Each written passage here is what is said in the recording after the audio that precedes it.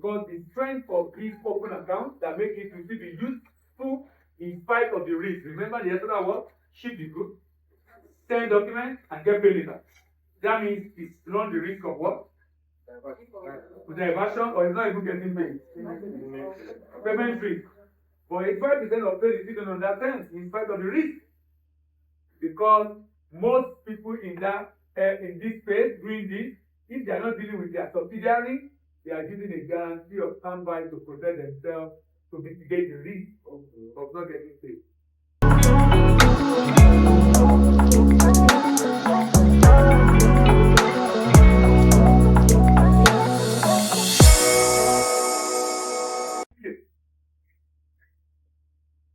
So we're starting right away. My name is Dele Ayenibo.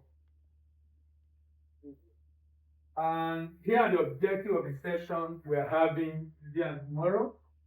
At the end of the session, we hope to ensure that everyone becomes a master of letter of credit, understand letter of credit rules, and we spend a lot of time on that because of litigation letter of credit.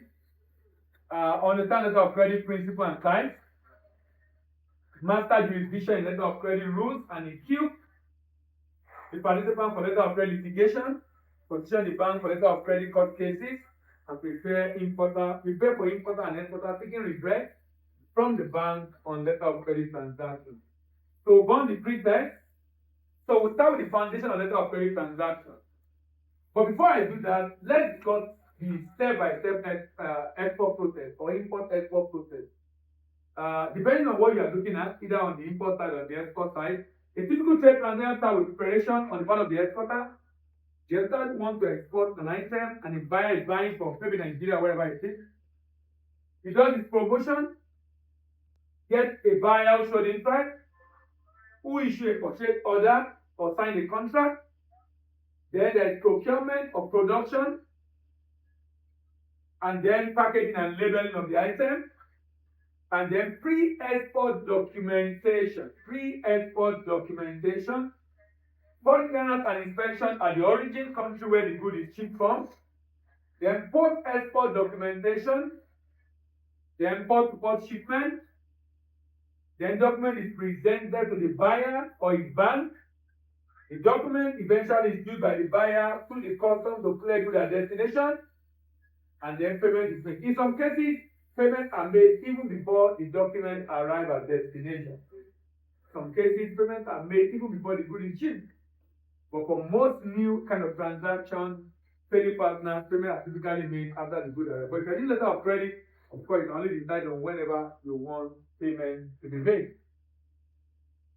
Before we go to letter of credit proper, let's now discuss the payment. This payment aspect, which has to do with payment method. This payment aspect has to do with payment method. The payment method international trade deal with modality for exchange of shipping documents for payment on goods that have been shipped by the buyer, by the seller rather.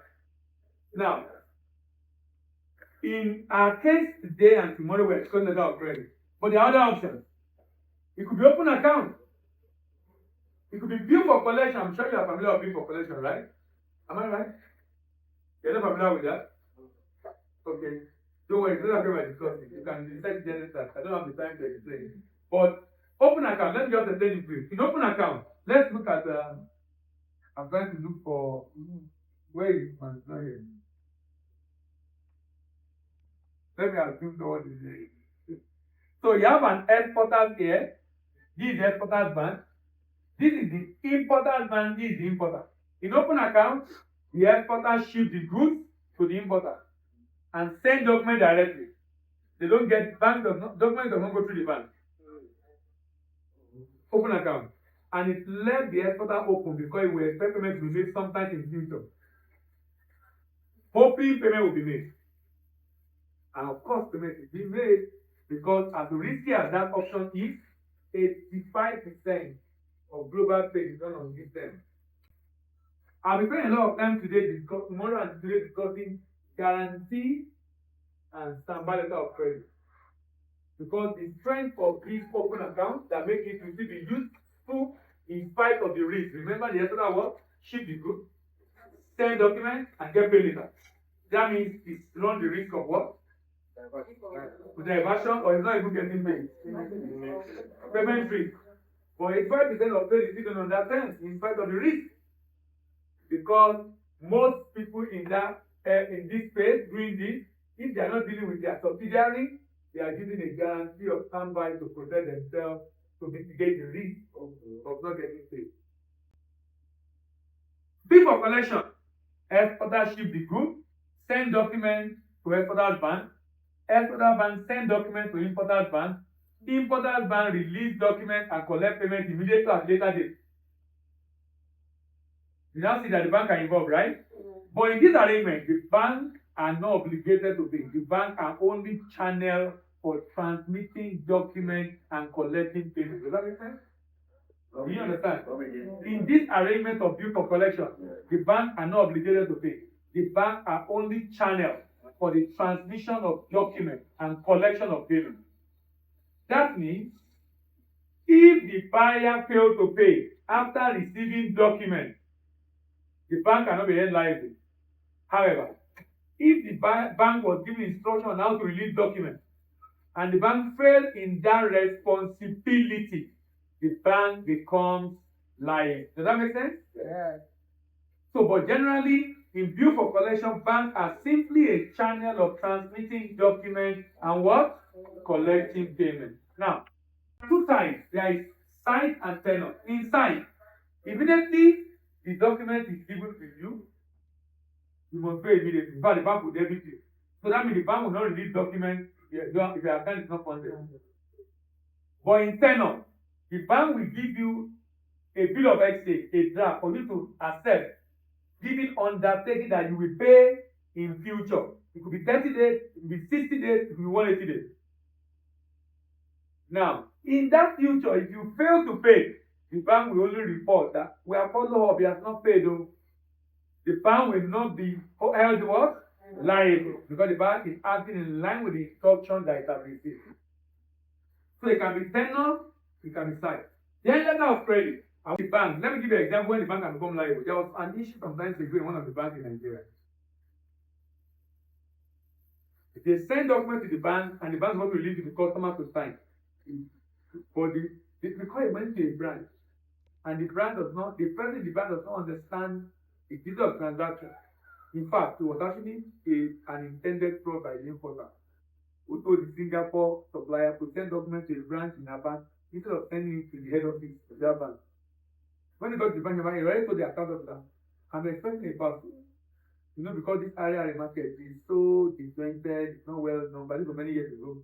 That so please send the document. I told them to put in care of the bank so that when you receive it, just give it to you.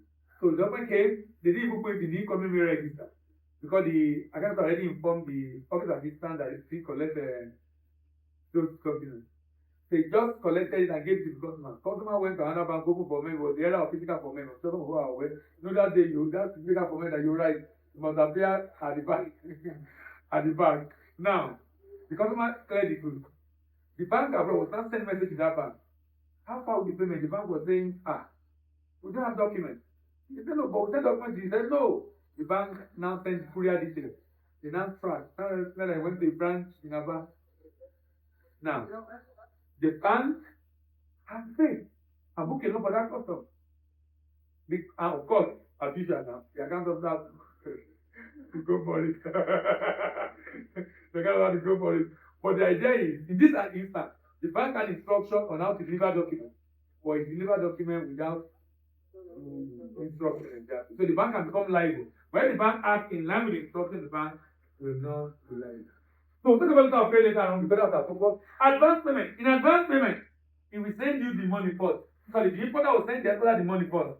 And then later on, ship the goods. You know, you open an account, what do? You send the goods, send documents, and expect what? Payment.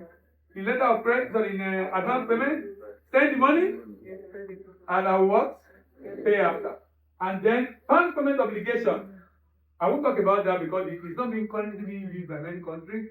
It's similar to letter of credit, the operation, and it's driven by technology. Now, look at this chart. I'm sure you have seen this question in your chart. This question in on the text. Which of these payment methods is most is the highest risk for an exporter? Open account. Higher risk for the buyer. Lowest risk for the buyer. And lower risk for the seller. So you now notice that the other payment method falls somewhere in between.